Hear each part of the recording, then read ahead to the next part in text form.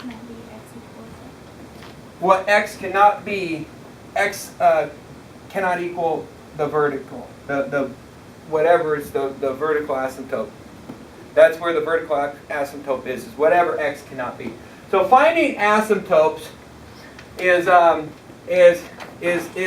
kind of a whole setup. You have a polynomial, a rational polynomial, so you got variables in the bottom and maybe variables in the top. If you have variables in the top and the bottom, you likely have both horizontal and vertical asymptotes. But not always, but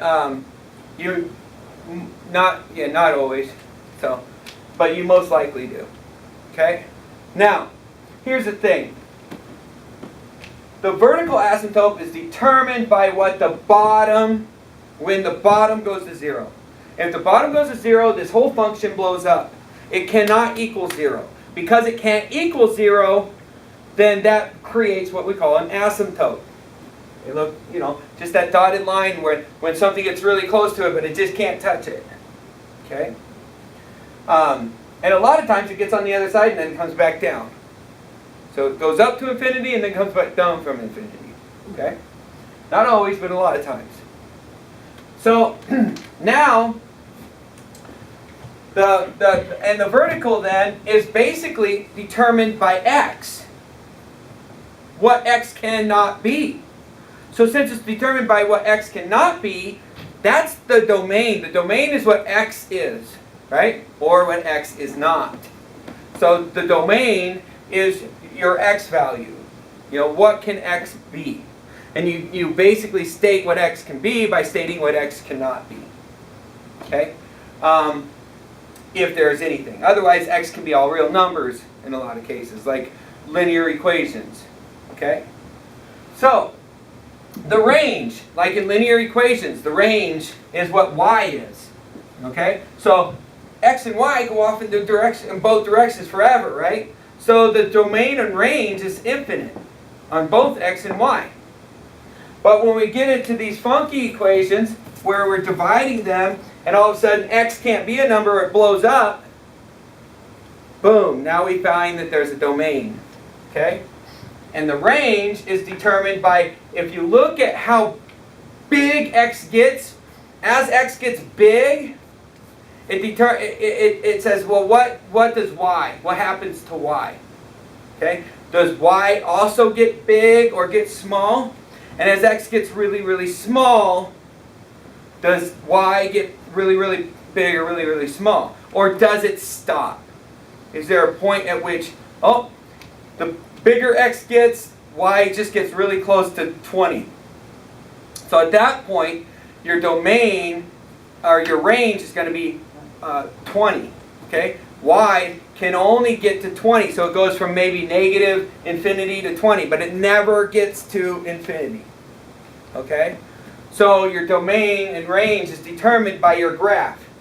If you have a simple graph like this, you have a domain and range. Let's say it goes like this and like this.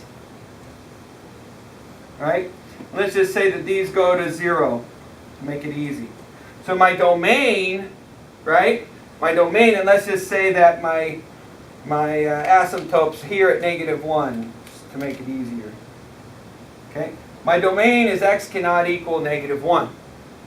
But my range is from negative infinity, because these go on to negative infinity, to 0, because they won't go above 0.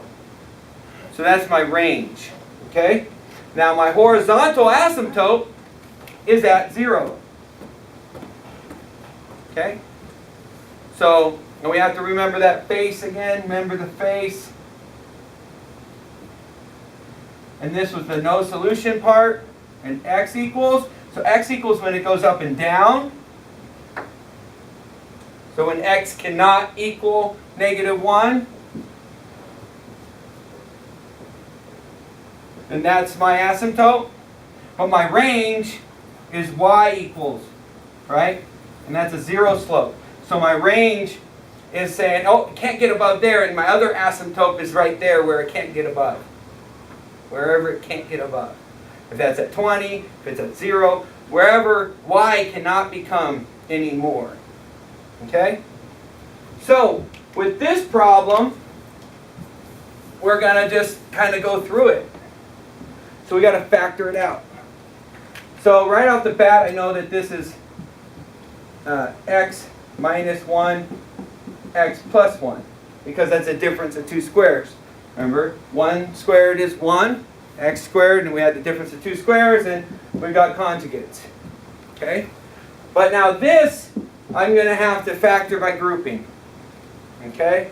So I can factor it any way I like, but I need to make sure I factor it.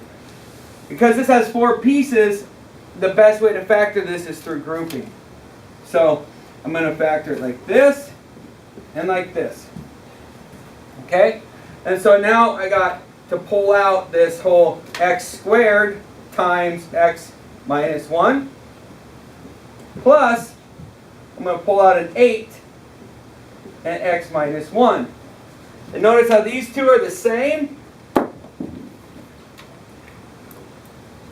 So I can factor that out, and I get x minus 1 times what's left inside, okay, times x squared plus 8. So now I have my new equation. Okay? Well, let me forget the trig story. Okay, so now I have my new equation. X minus 1, x plus 1, all over x squared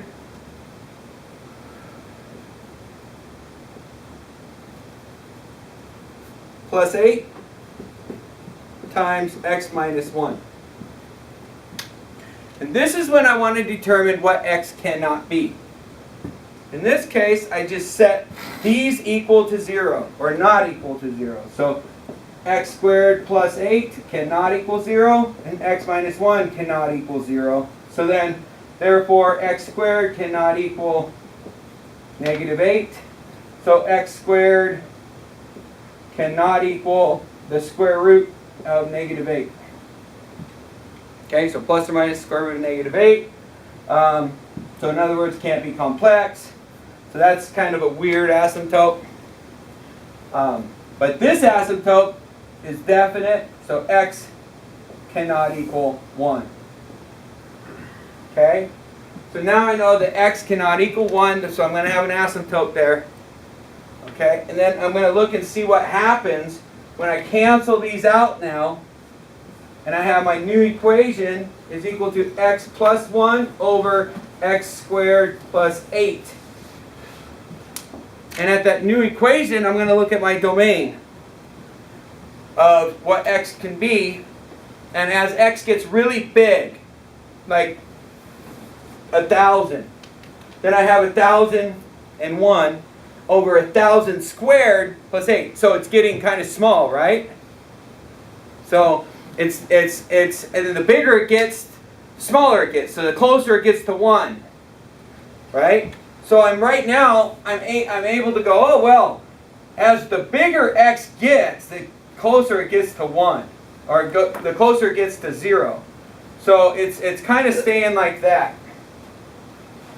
Now as we get to 1, what happens? Okay, so as I get to 1, maybe I plug in the number 2. So 2 x plus x, or is 2 plus 1 is 3. And 2 squared is 4 plus 8 is 12. So it's 3/12 or 1/4. Okay? So as I get really close to 1, I'm talking about 1/4. So I'm right here. So what happens is I'm coming like this. Right? So what if I'm at 1.5, 1.5? Okay, so 1.5 I'm at 2, and 1.5 squared is 3/2. And so at that point it's telling me at this point, this is here, I'm just coming in, because 3/2 times 8 is 4 times 3 is 12, right? So now I'm at 3/12, which is 1/4. So I'm still here, right? So I get closer to 0, but I'm still here. And as I get to here, I just stop. But what happens as I get negative? So what happens when I'm at 0? Well, when I'm at 0, I'm at like 1 something, 1/8 or, yeah, 1/8. So then I'm up here at 0. What happens at -1? I'm at 0, right? What happens when I get big, really big, like -1,000? So then I'm at -1,000 and 1 and positive 1,000, right? Or 1,000 times 1,000, so a really big number again, but it's negative because the top is now, the bottom's positive, but the top is negative. So now it's a negative number, a negative y. So I'm a negative y, but I come up to 0, and then I come right back down, and I just stay and come closer and closer and closer and closer to 0, but I never get back to 0. Okay? And so with this equation, I'm hitting a couple of asymptotes here, right? So my asymptote isn't quite 0. It's a little bit above 0. My horizontal, okay? And then the same thing here. I'm not ever really getting closer than that. So this is a really funky equation, okay? And that's what happens when you make it up on the fly. But the point is that you have to take this apart, look at what happens when x gets really, really, really big, look at what happens when x gets really, really, really small, and what happens to y. And then you do the same thing to the others. Okay?